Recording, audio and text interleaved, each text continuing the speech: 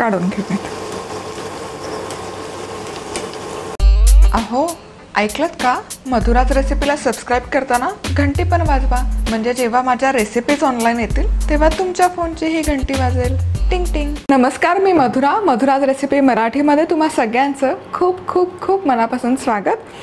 आज आपण मस्तपैकी कुरकुरीत आणि चमचमीत खेकडा भजी कशी बनवायची ते बघणार आहोत। यापूर्वी आपण कुरकुरीत भजी कशी बनवायची सोप्या पद्धतीने ते पाहिलं होतं। आज एक स्टेप पुढे जाऊन ही मस्तपैकी खेकडा भजी कशी बनवायची ते बघतोय। तर सगळ्यात आधी कांदा आपण कसा चिरायचा ते बघूयात। तर याचं हे जे स्टेमचा पार्ट आहे, देठाचा भाग आहे, तो आधी कट करून घ्यायचा। त्यानंतर मधोमध 2 तुकडे करायचे। हे वरचं साल आहे हे काढून घ्यायचं। आता इथे जर थोडंसं काळा पोर्शन असेल, ती फंगस असते कांद्यावर, तर ते धुवून घ्यायचं आणि मगच कांदा चिरायचा। आता काय करायचं, आता बऱ्याचदा आपण काय करतो, जेव्हा कांदा आपल्याला स्लाइस करायचा असतो तेव्हा तो असा उभा पकडून करतो, पण तसं नाही करायचं।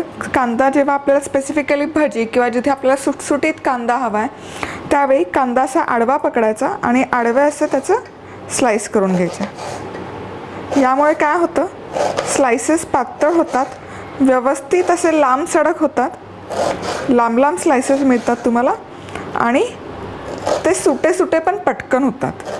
स्लाइसेस सुटे करण्यासाठी तुम्हाला जास्त मेहनत नाही घ्यावी लागत।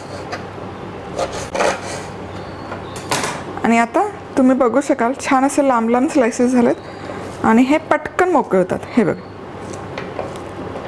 पातळ मोकळे आणि लांब लांब, जास्त मेहनत न करता। इथे 4 मोठे कांदे मस्तपैकी असे स्लाइस करून घेतलेत मी, बघू शकाल छान असे पातळ स्लाइसेस झालेत। आता यामध्ये मीठ घालायचे, अर्धा चमचा। मिठाने काय होतं, कांद्याला पाणी सुटायला सुरुवात होते आणि त्यातलं मॉइश्चर सुटलं की त्यामध्ये पीठ जे आहे आपण घालतो बेसन, ते जास्त बसत नाही। कोथिंबीर, हवा असेल तर बारीक मिरचीचे तुकडेही तुम्ही यावेळेस घालू शकता, पण मी नाही घालत मिरची, ती दाताखाली येते आणि तिखट लागते खूप, म्हणून। आता हे चळून एक 15 ते 20 मिनिट कांदा आपण बाजूला ठेवूयात।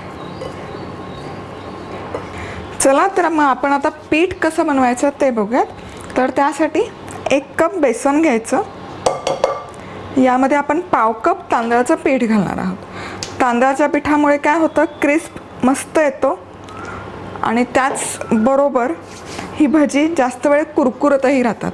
आता तांदळाचं पीठ नसेल तर काय करायचं, जसं की आज माझ्याकडे तांदळाचं पीठ नव्हतं, घरात जो असेल तांदूळ तो मिक्सरच्या भांड्यामध्ये टाकायचा आणि दळून घ्यायचा। पीठ वापरलं तरी चालेल, घरी दळलेल्या तांदळाचं पीठ वापरलं तरी चालेल। मीठ, आपण कांदा जेव्हा बाजूला ठेवला तेव्हा त्याला मीठ चोळून ठेवलं, त्यामुळे भज्याच्या पिठात मीठ घालताना कमीत कमी घाला, नाहीतर भजी खारट होतील। लाल तिखट, हळद, ओवा चिमूटभर, अगदी चिमूटभर सोडा। सोडा खायचा, जास्त वापरायचा नाही, नाहीतर भजी खूप तेल खाते। आणि आता हे मिसळून घेऊयात।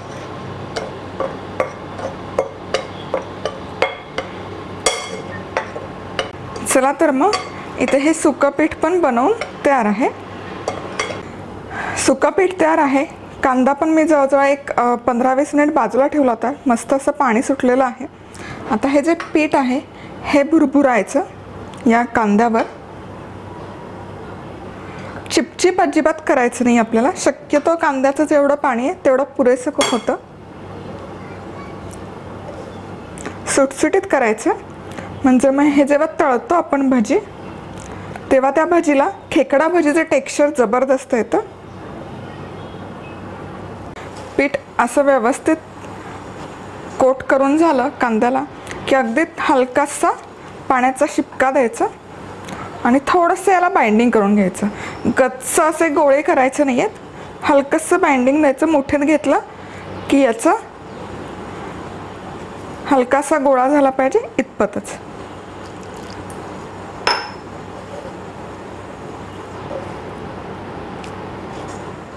मस्त। चला तर मग आता भजी बनवायला घेऊयात। पीठ तयार झालेलं आहे. तर तेलामध्ये भजी तळताना काय करायचं, गोळे गोळे नाही सोडायचे, हे असं सुट्टं करून घ्यायचं पीठ आणि ही तेलामध्ये सोडायची या पद्धतीने. गोळे अजिबात झाले नाही पाहिजे. खेकडा भजी म्हणजे अक्षरशः त्याला खेकड्याचाच आकार आला पाहिजे, वेडा वाकडा.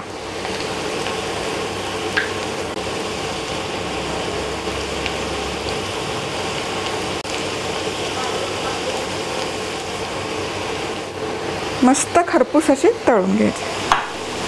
चला तर मग एक 3 ते 4 मिनिट एक एक बाजू तळून झाली की पलटी करायचं आणि दुसऱ्या बाजूने पण हे भजी तळून घ्यायची. मस्त छानपैकी तळून झालेले भजे आता हे काढून घेऊयात आपण एका प्लेटमध्ये. मस्त कुरकुरीत होतात हे, जबरदस्त. तुम्ही बघू शकाल आकार काय सुरेख आलाय.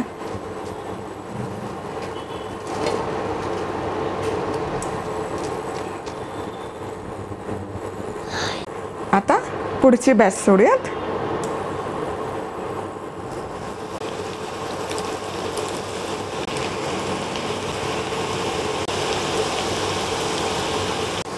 काढून घेऊयात.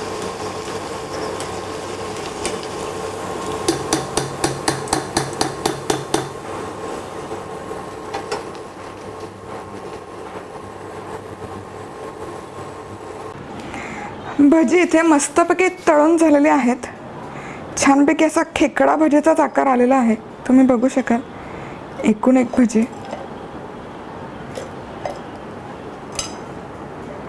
कुठे तसं गच्च असं त्याचा पिठाचा गोळा राहिला नाही पाहिजे, सुटसुटीत भजी झाली पाहिजे. ते कांद्याचा हा जो असा शेप आहे तो व्यवस्थित दिसला पाहिजे. तुम्ही बघू शकाल एकूण एक कांदा जो आपण स्लाइस करून घेतला होता तो सुट्टा झालाय.